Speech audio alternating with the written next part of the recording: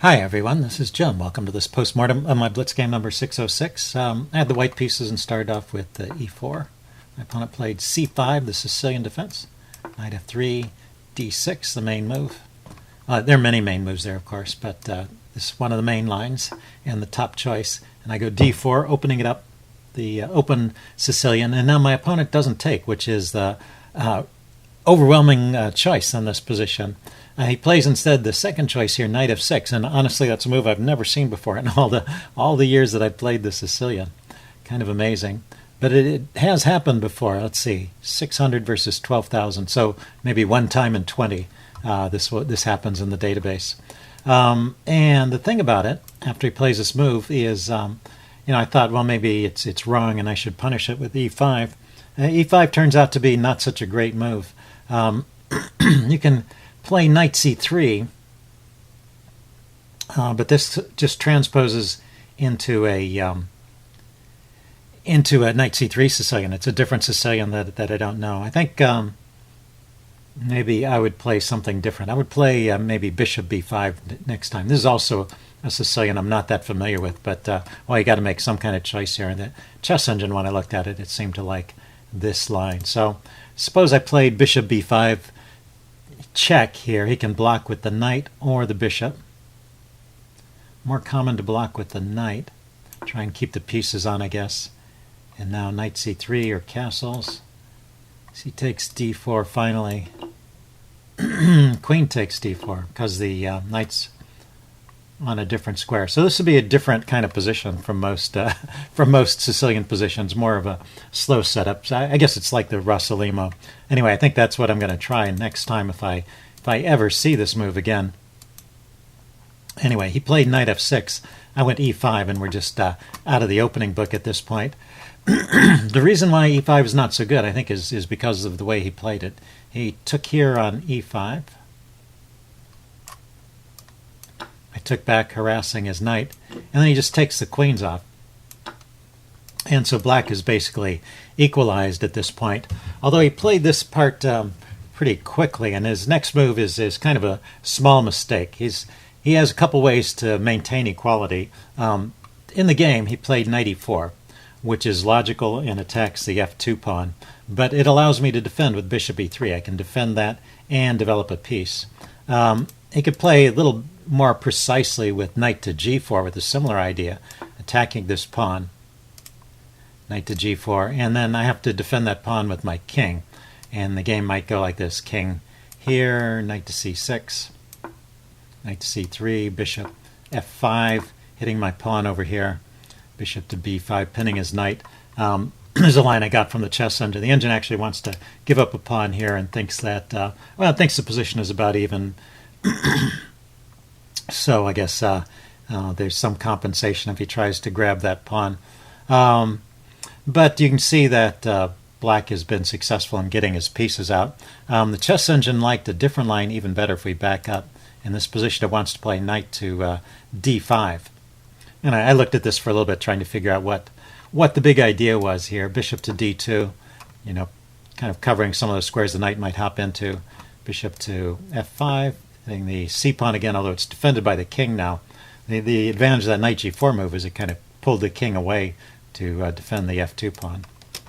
So just development, knight c3, knight takes, bishop takes, a6, and bishop to d3. It wants me to just trade off the light squared bishop, and that would kind of leave me with the weakness here. As soon as black develops this knight, he can also castle queenside. So anyway, it would be a long game. These are where black has at least equal chances. So the way I played this was a mistake. Allowing that queen trade was a mistake. So going back to this original position, rather than playing e5, I think I would go with the check, bishop b5 check line. And let's see. Yep. Okay, so, but I played e5. We got these exchanges. I took that off. But then he played knight e4. So I did play bishop e3, and I got a decent position here. I just have a slight edge at this point, but compared to those other positions, you'll see that I've got 3 pieces developed, and he only has 1 piece, and he's going to have to move that knight again. Actually, the knight has no squares. Maybe that's why he decided to sacrifice the knight on f2, but he didn't have to sacrifice it. He could have played f5, defending it, and if I take en passant, then he takes back. And, I'm better here because I've got a weakness to attack. And, it's still a little bit awkward for white, even now, because I can't castle, so I have to move my king up out of the way. But black is not developed enough to really exploit that to any great extent, so I'm a little better. I'm just better developed here. So bishop d3, he sacrifices the knight, and after this, he's just down a piece. He plays some interesting chess, but basically I keep the advantage for most of the, well, actually for all the rest of the game. I keep a winning edge, and the chess engine doesn't find any great improvements. So I played this okay. I kept thinking, there must be a quicker way to finish this. I'm a whole piece up. But it's, it's kind of a slow position. There's not a whole lot of force in the board, so it's not easy to deliver a checkmate. He castles his king to safety, and he gets all his pieces out. And, I try to get my pieces actively posted. He's trying to pin my bishop here and maybe win a piece back, so I step out of the way of that. Plays c4. Anyway, giving up a pawn for no apparent reason. So I did want to say, though, there is one point I wanted to get to. Maybe I'll go through this kind of quickly to get to that point, because I did miss some mate in 3 at one point, but it's a long way from here. Let's just play on, see how the game goes. He went knight c6. I bring my rook to the d file. I mean, the more pieces I can trade off, the better. He blocks the trade. I just play c3 to keep his knight out of these squares. He goes a6, preparing to kick my bishop. Knight to d6, hopping into this good square and provoking some more trades. So that's my intent here. And then b5, kicking my bishop, drop it back. h6, making lift for the king. I double on the d file. Now I'm going after this piece, which is pinned at the moment. Actually, it's not exactly pinned, right? The knight and the rooks, and this knight and this rook defend that rook. So he could actually move the bishop out of the way, I think. But then at least I would get to trade off rooks, and I would go into an easier, more easily winning endgame. Anyway, he went knight to b8. I go bishop to b6. Cancel that. Bishop to b6. Oh yeah, hitting his rook. So I can drive his rook away from defense of the bishop. And then I can trade my... I keep putting it on the wrong square. Rook to f8. And I can trade my rook for 2 pieces. So that gives me more of an edge. It goes after the bishop. Drop it back. Plays a5, going after this bishop.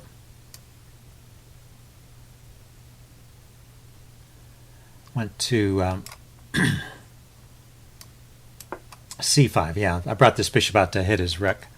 I brought this rook over to d8, so this makes my job a little easier. I'm happy to trade more pieces. So now I've got 3 minor pieces against a rook, which also should be an easy win, but it does take time. Let's see, I go bishop to d6, shutting down his rook, preventing it from getting in and causing trouble attacking my pawns. I'm helped actually by the fact that not too many pawns have been traded, so his rook doesn't have a lot of open lines. He goes after my bishop, and then he pushes the pawns on the king side, maneuvering my pieces around. He brings his king up, and I start going after his pawns over here. Now the evaluation really starts to swing in my favor. At first I was just up a piece. Now it's 3 pieces for a rook, and then now I'm starting to gather up all these pawns, and he can't really do a whole lot about it. I just start taking these pawns. Let's see, he takes on e5. At least he opened up a line for his rook. But he can't do a whole lot with it. I've got all these avenues covered. Well, he could come up here to... well, this was with check. That's right, he can't. He might like to play this move, forking my 2 bishops, but he's got to move the king. I grab the other pawn and get my bishops away from that configuration where they could be forked. So he plays the rook here, hitting my b pawn, and I just shield it with my bishop, hitting his pawn in the meantime. Rook to b5. Yeah, lifting the rook, hitting my bishop. Drop back to d4. g4, hitting my knight. Knight comes forward with check. His king comes forward. I I deliver this check here. His king comes forward again.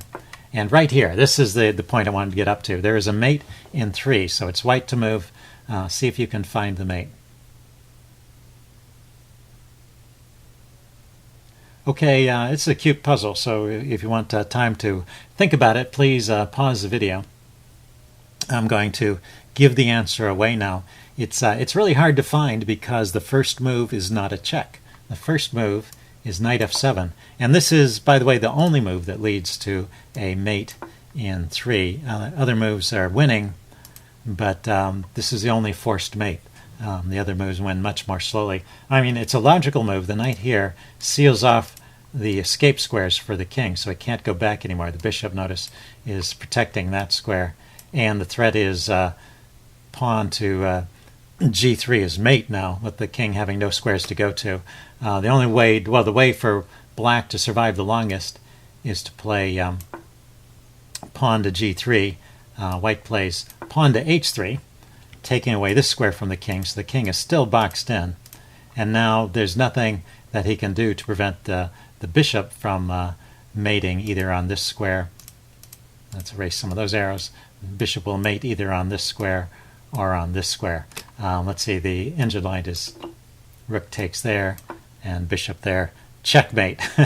Notice the knight defending the bishop, and this bishop cutting off the squares and the pawns in the king controlling squares around his king. So his king is mated in the open board. A very cute finish that would have been. So yeah, I had a feeling there was something there. I mean, when your opponent's king has walked forward into your territory like that, you know there's always that chance there's a mate. I played the immediate g3 check, but now his king can escape, and the game goes on. But well, it's still completely winning. He can't really do much about it, and after several more moves, he eventually resigns. Let's see. I bring my king into the game. Yeah, I have a plan of just advancing these pawns and queening one and getting enough force to mate him that way. Having missed my one mating opportunity, I think there actually might have been another one there, but that was the cutest one. B4, H4. He kept pushing forward, but really this is all an exercise in futility because he has no way of getting any kind of counterplay against me. Well, he gives a check or two. Bring my king up here. See, he played his rook back to f8, and I played b5, and finally he resigned at this point. Notice that the pawns have got my minor pieces well anchored. When you have minor pieces fighting against a rook, even 2 minor pieces are more than a match for the rook in the right circumstances. What the rook has going for it is it has mobility, and it can attack loose pieces and sometimes catch them in skewers and forks. But if the pieces are well anchored, and my only loose piece now is this one bishop, which can be moved if he ever attacks it, then it's hard for the rook to fight against him. And of course I have an extra piece, so it's 3 pieces against a rook and not just 2. Okay, anyway, I hope you guys enjoyed this. Leave any comments you have in the section below, and I will see you again soon. Bye.